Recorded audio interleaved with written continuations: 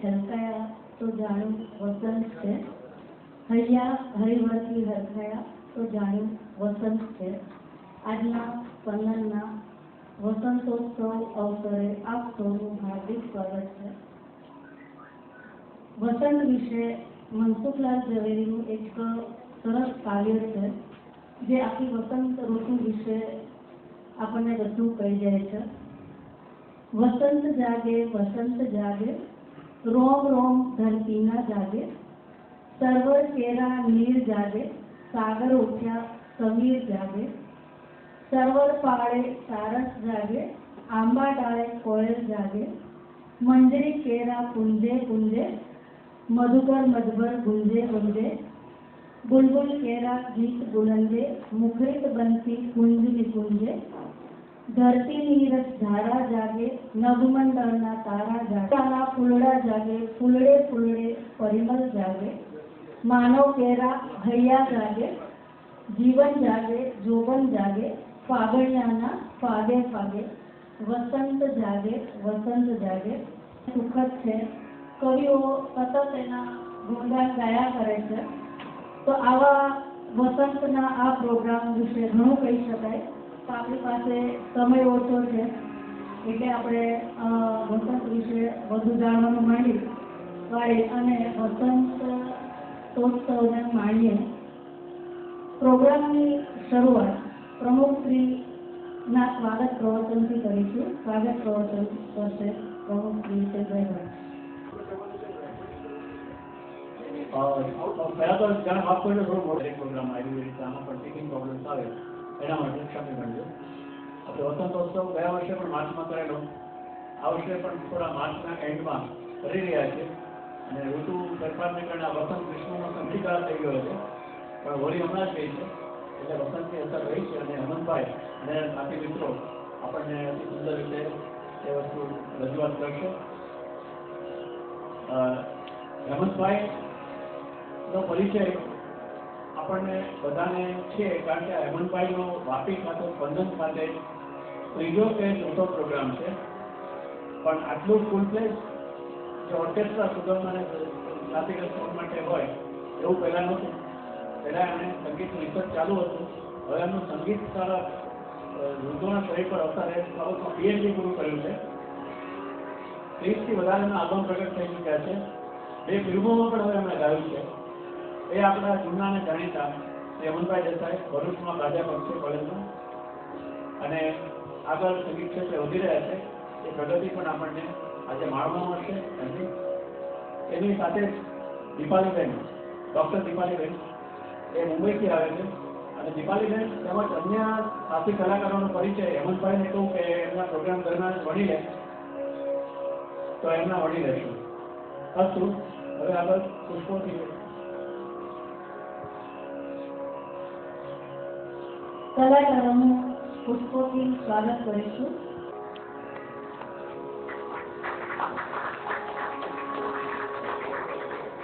Doctor દીપાલીનું સ્વાગત કરશે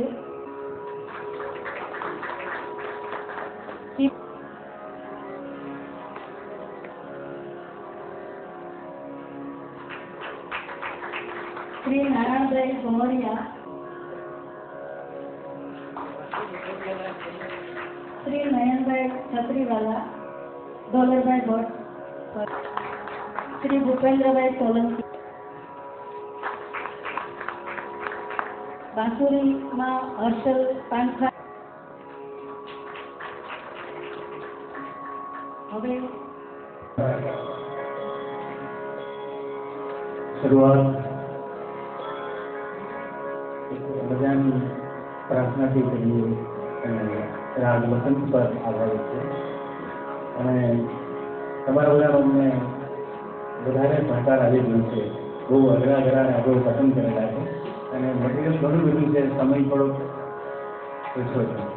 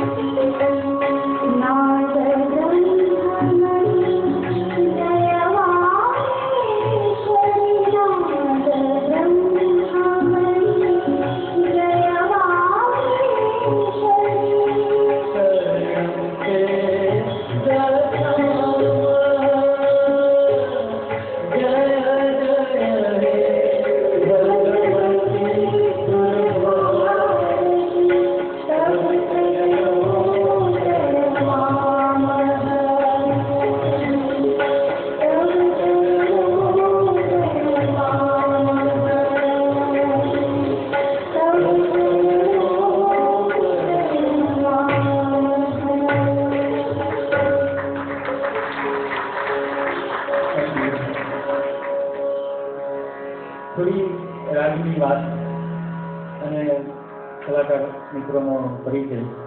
તો તબલા ઉપર નયનભાઈ છત્રીવાલા. તો ભરૂચમાં જ અમે લોકો સાથે બધા કાર્યક્રમ કરતા હોય છે. ખૂબ જાણીતા કલાકાર મિત્રો સાથે અમે કામ કરેલું છે. ભાઈ ઓક્ટોપેડ અને સેન્સર બે વેસ્ટર્ન રિધમ ઇન્સ્ટ્રુમેન્ટ છે, પણ થોડુંક આપણે ઇન્ડિયન રિધમની પણ ફ્લેવર આજે તમને જોવા મળશે. તો ભૂપેન્દ્રભાઈ સોલંકી અંકલેશ્વરથી પધારે છે. ડૉક્ટર દીપાલી મુંબઈથી અમે વર્ષો પહેલાં સાથે કાર્યક્રમ કરતા ક્યારેક મોકો મળે છે. શ્રીનાથજીના ખૂબ જ ઢગલાબંધ આલ્બમ એમણે કરેલા છે અને ખાસ પ્રદેશમાં પણ એમણે સારા એવા કાર્યક્રમો કરેલા છે. ખાસ તો એ અગત્યની વાત કે જેવું જેટલું કામ એમણે લાઈવમાં નથી કર્યું એનાથી વિશેષ કામ એ સ્ટુડિયોમાં 4 દિવાલ વચ્ચે કરેલું છે. તો તેમને પણ માણવાની મજા આવશે. નવોદિત કલાકાર હર્ષલ પાંખાણીયા, અમારા મિત્ર પ્રફુલભાઈ પણ હાજર છે. તો તેમના દીકરા છે, એમ્બ્યુલન્સ છેલ્લા ટર્મમાં છે.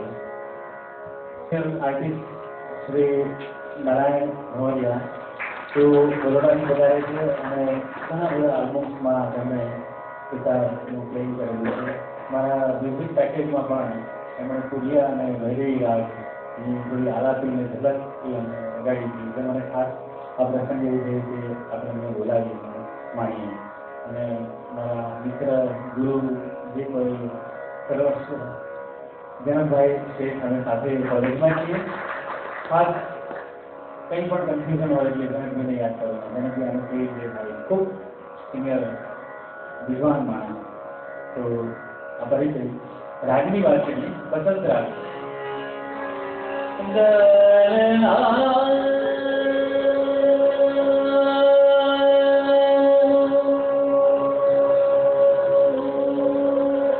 સંગીતના 7 સ્વર.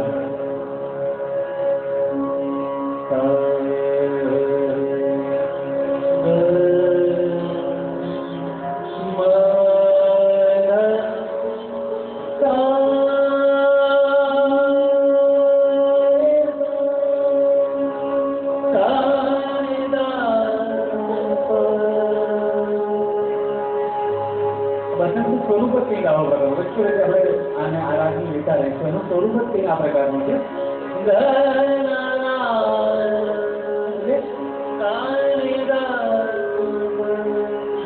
આને સંગીતની ભાષામાં નૃત્ય કહેવાય કે વળાંક જોવા મળે. અને બીજું મિત્ર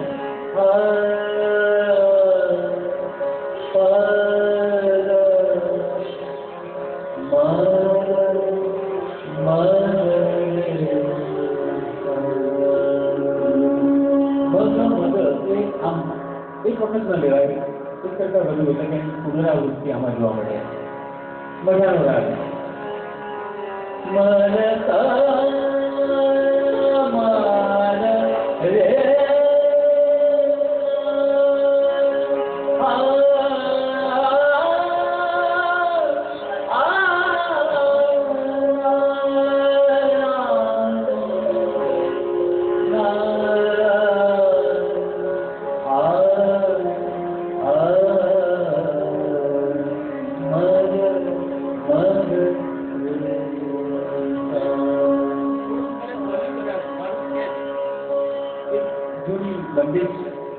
અને પછી થોડા ગીતો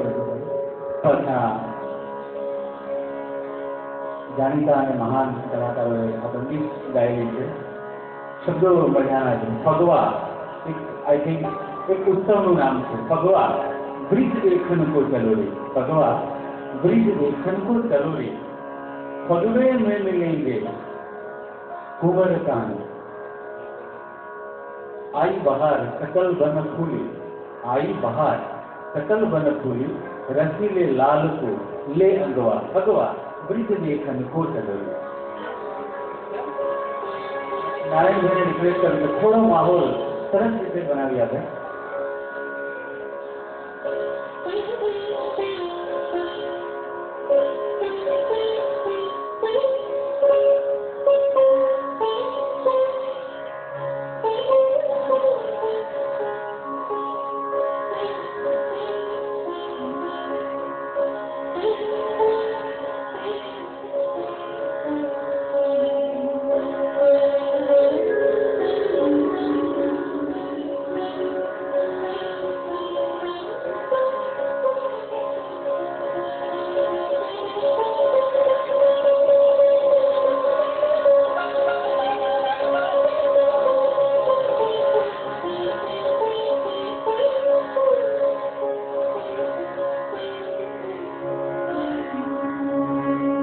જે મારાથી થતી થઈ એ હમણાં હું થોડી કરી આપું.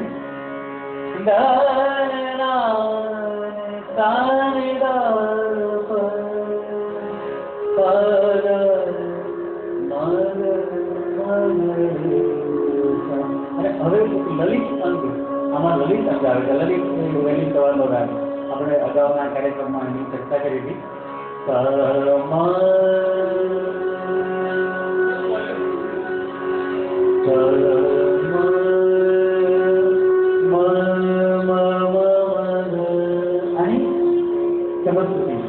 જે મજા, જે એક્સાઇટમેન્ટ છે એ આ મધ્યમ, બંને મધ્યમ લાગે છે આમાં.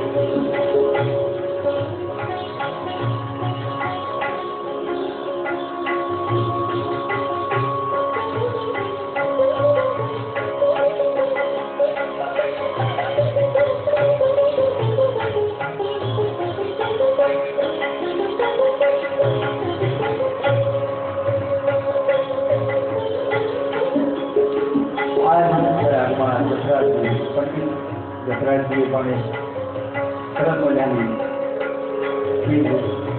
અને એક વાતની સ્પષ્ટતા છે, બહુ ઉત્સાહો જેવી ગાયકી અપેક્ષા અમારી પાસે ન કરી શકાય, પણ જે એક પ્લેટફોર્મ કે સ્ટેજ મળે એવો અમારો પ્રયત્ન રહે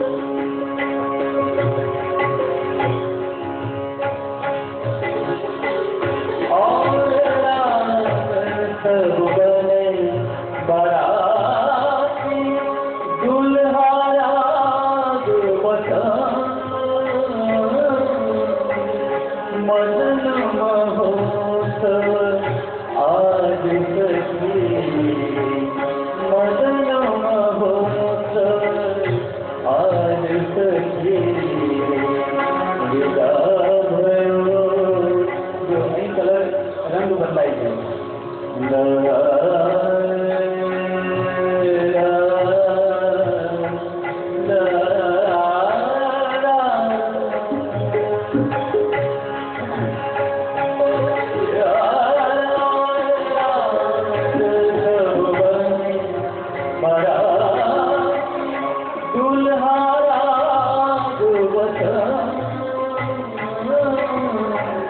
मदन महोत्सव आज सखी मदन महोत्सव आज सखी विदा भयो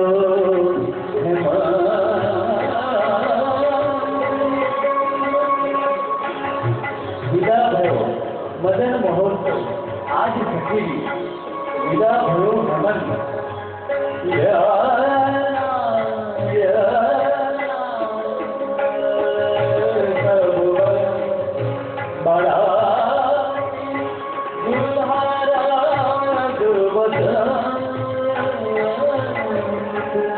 मदन महोत्सव आज सखी मदन महोत्सव आज सखी विदा भयो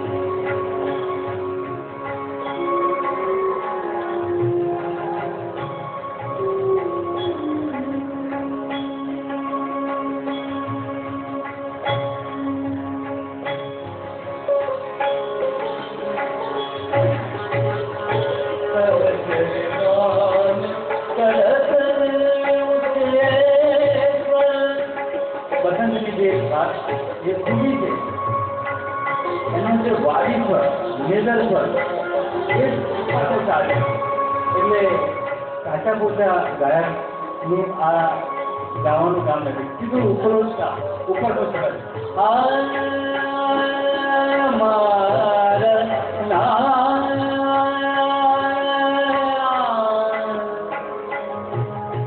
પંચમ એનો સંવાદી છે અને સા અને પ આ મતલબ એક જ ઘરાનું છે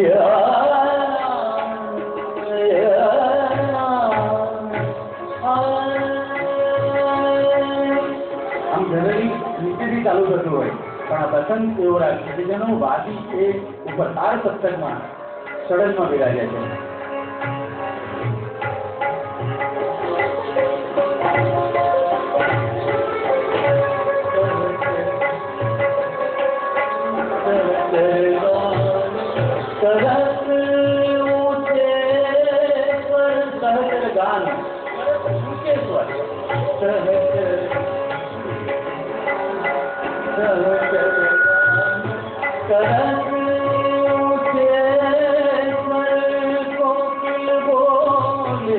मदन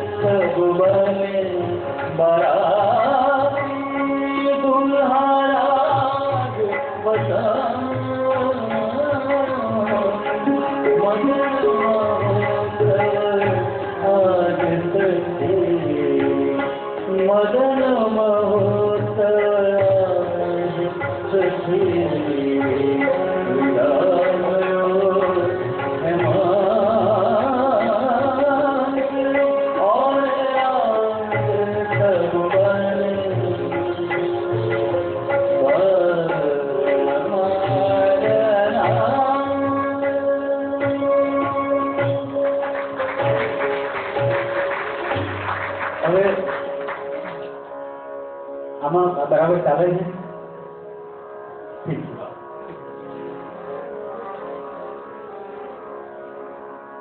જે વાત આપણે જે શરૂઆતમાં વાત કરી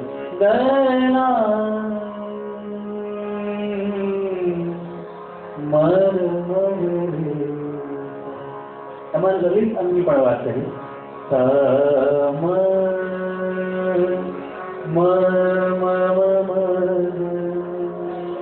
આ લલિતનું અંગ બસંતમાં વાપરવામાં આવેલું છે.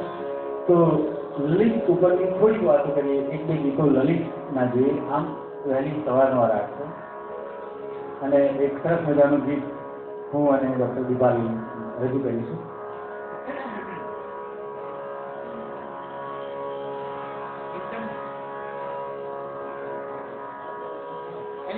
બસંત અને હવે લલિત આ બંનેની ફ્લેવર લીધો કે શું ફેર છે, ત્યાં થોડી સામ્યતા છે, ત્યાં વિરોધાભાસ છે, ત્યાં જુદું પડે છે.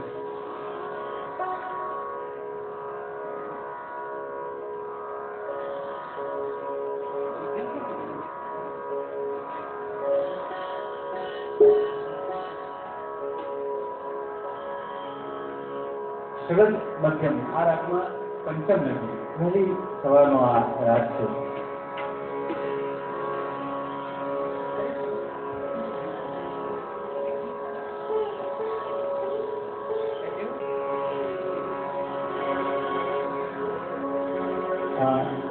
નારાયણભાઈની વિનંતી કે જરા લલિતનો થોડોક માહોલ છે.